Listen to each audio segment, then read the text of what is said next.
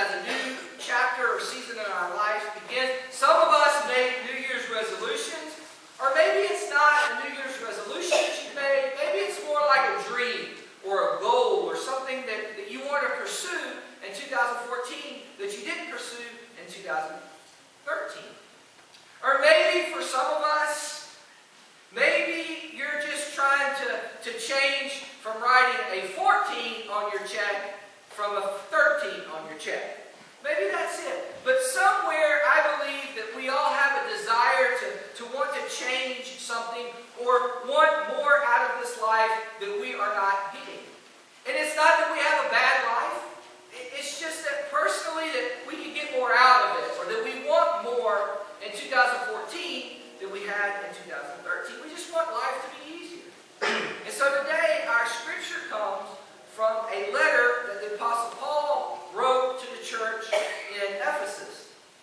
And we need to understand that these were new Christians. And half of the letter is a theological in nature, or it's doctrine in nature. It kind of helps outline exactly who Jesus Christ is and was to them and what it meant. And those who believed in Him and accepted Him as his Lord and Savior. It was trying to explain exactly who this Jesus was. The second half of the letter that Paul wrote to this church is practical in nature. It's the way that we're to live out or reflect what we believe. And Paul writes, and Paul knows something about life transformation, if you will. I mean, his original name was Saul, and he viewed Jesus as a threat to all of Judaism. This is the same guy. He was actually a church leader who sought out people who believed in Jesus, who persecuted them, and even directly or indirectly caused their death.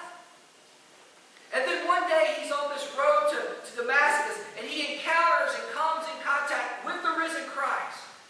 And Christ takes his sight away from him for a while. And his life is changed. And he even changes his name. And everything's changed forever. And Saul becomes Paul. And Paul is actually responsible, if you will, for the spread of Christianity. I mean, he's responsible for us being here today, really, of getting the news out of who Jesus was.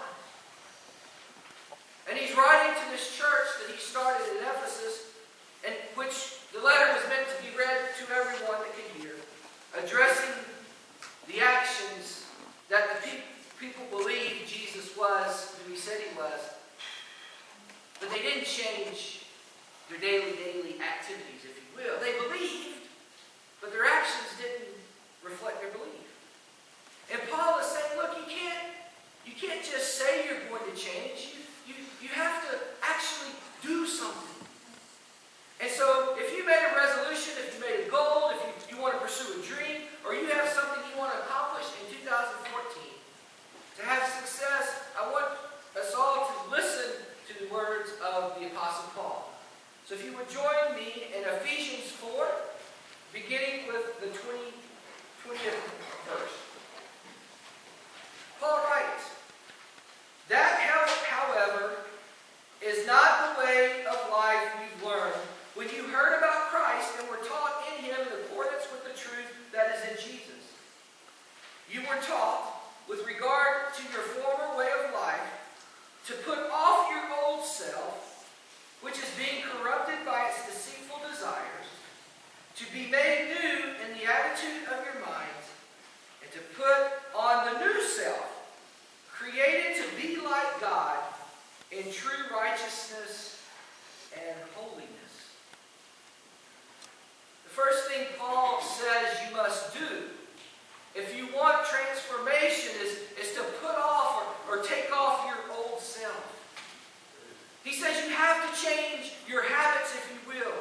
He says it's impossible to do the exact same thing we've always done and expect different results. Every year I make the resolution to lose weight. And by making the resolution to lose weight, I will stand here today and tell you I have not lost a pound by just making the resolution. I haven't lost a pound working out or eating either, but that's beside the point. And most of us who made a goal or a resolution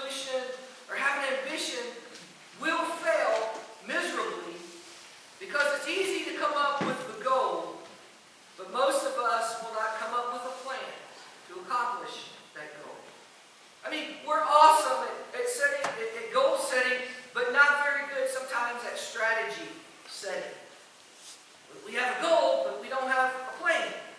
And we fall into routine and don't make room for the new things in our life. I mean, to reach our goal, we must let something go. We must take something off that's old. We must remove something to fit in the new. I had a friend who struggled hard his entire life with addiction.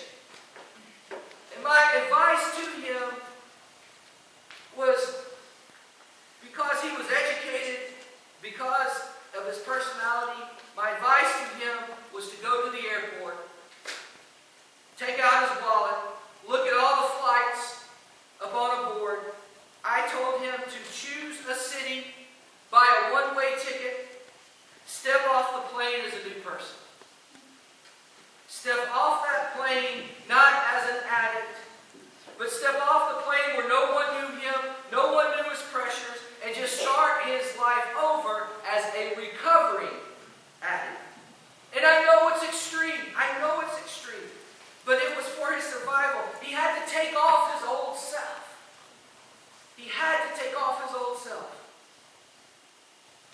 And I've said this before, but we do not live in a spiritual neutral environment. I mean, come on, we live in a world that wants us to fail. I mean, they relish off our failures. Open up a newspaper, get on the internet, and you'll see all stories how people embellish and want us to fail. And what Paul tells us is, he says, look, we are corrupt, but by our deceitful desires. And he's not exclusively talking about bad things here. I mean, there are people in our community, our faith community, who are too involved in the faith community and church life here. Let that sink in. I mean, they're so involved in doing stuff around the church that they neglect their own spiritual growth. And some of us here need to do less, but there's a lot of us here that need to do more. That we've been sitting on the sideline thinking, oh God, not me. I mean, look at my past and what I've been through. And, I can't lead something around here, or I can't do something like that. I mean, that's for people that's been in church a lot longer than I have. Some of us need to get off the sidelines and get involved and do more, because that's where God will grow us. But the ultimate goal is about growing together in our spirituality. The goal is about getting closer to God and allowing Christ to lead us. I mean, we all want to put on a new self, but none of us want to take off the old.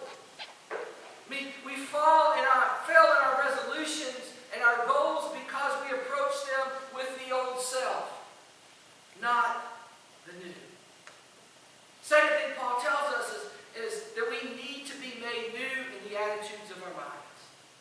Be made new in the attitudes of our minds. Before we change our behavior, we must change our attitude. I mean, the key to our success is taking off the negative and putting on the positive. It's taking off the ungratefulness and putting on thankfulness. It's taking off pride and putting on humility. It's taking off selfishness and putting on selflessness. But we put on a new self. And when we do that, we put on the new self, which is created to be like God.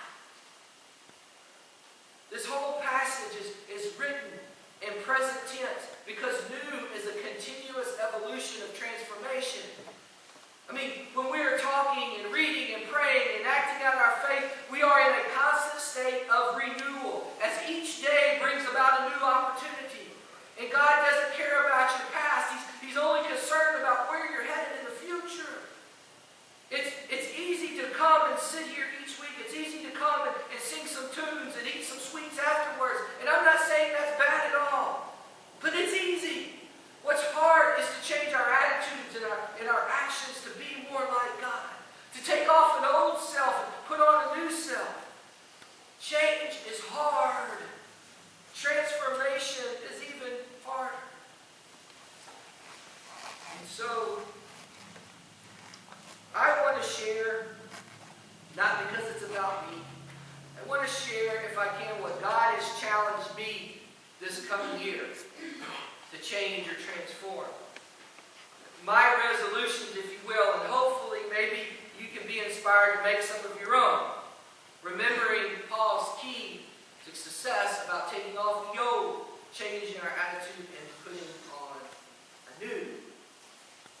not about me, but these are some of the things that I felt God wanted me to change.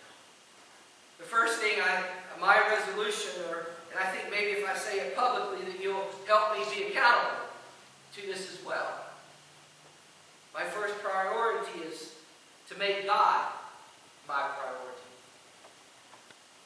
May sound strange to some of you. Make God my priority?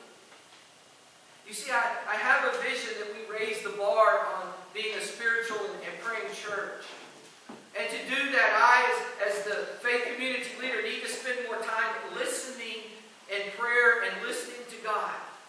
You see, I have to unplug the laptop. I have to turn off the cell phone. I have to remove myself from all distractions and go somewhere where there's nothing but me and God, and I have to spend time listening, not saying, but listening to God.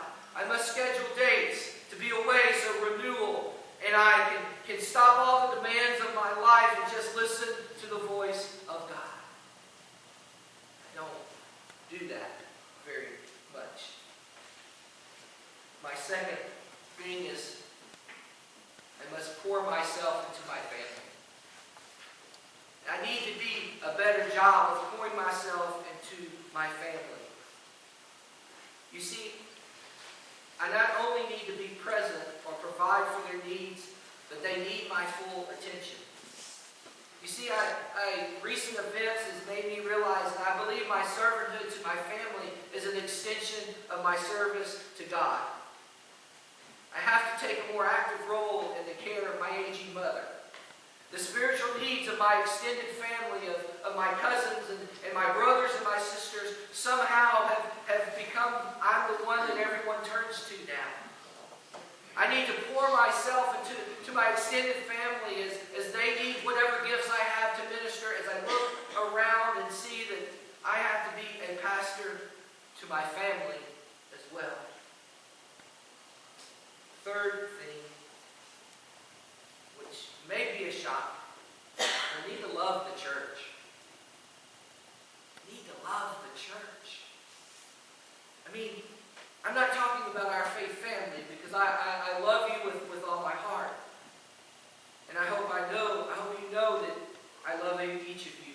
I'm talking about Christ Church, Universal Church. You see, I must do a better job of defending the church. I mean, I can't feed into negativity. I can't feed into problems. I can't feed into gossip about problems in other churches when people in the community come to me. Because according to Jesus, there are no other churches. When one church has conflict and hurt, we all hurt. And I must do a better job of defending the universal church. And I get it. I get frustrated with our denominational leaders sometimes. But I've got to be a better advocate to defend and love the universal church, not just our faith. Number 4, is I need to preach the word. I need to live the gospel. You see, the gospel of Jesus Christ is about new beginnings. It's about starting over. It's about life transformation. It's about something powerful taking over your life and flooding you with peace and joy and understanding and hope when there's not much of that to go around. I mean, the gospel is about bringing people closer to God. Because when I can preach the gospel with my actions, I can't boast. I did nothing. It was God who did all the transformation that one sees. And last, but not least, I must take more spiritual risk. See, I've kind of discovered that the older I get, the less risk I take anymore. I mean, for someone that's good, for some things that are good in my life, because my body doesn't stretch or bend or heal like it did at one time. But I begin to somehow take the easy road. And if our mission as a faith family is to connect people to the love of Jesus Christ, we have to be willing to take some risks.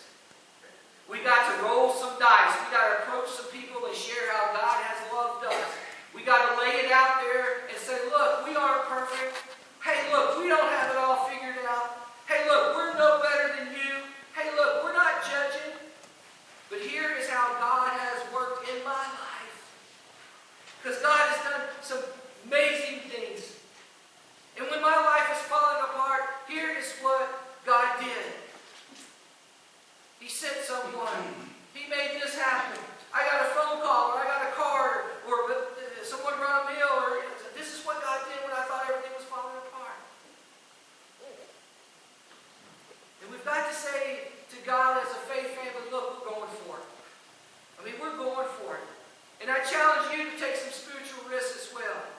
Because if you do, you will have no regrets. In my spiritual life, I can't have any what ifs. I just can't. I remember reading a story, probably 4th or 5th grade as a kid. It was about one of the battles in the Civil War. If you know me, I can't remember details, but don't remember who wrote it, don't remember what it was, I remember what it was about, don't remember who wrote it or if it was a classic or not, you may relate. But it was about a story about a Confederate army who was trying to take a hill in this battle. And they were getting demolished. Every time they would send troops up, the other soldiers, the Union Army would just demolish them. Every time they would push, they would get demolished. Then the Union Army began to circle them, and there was only one way out. So the general, and I can't remember his name either, tells the kid on the bugle to play the sound for retreat. It was their only hope. Play the sound of retreat. A bugle was the way that they communicated to the troops. The kid takes his bugle and begins to play charge, not retreat. The troops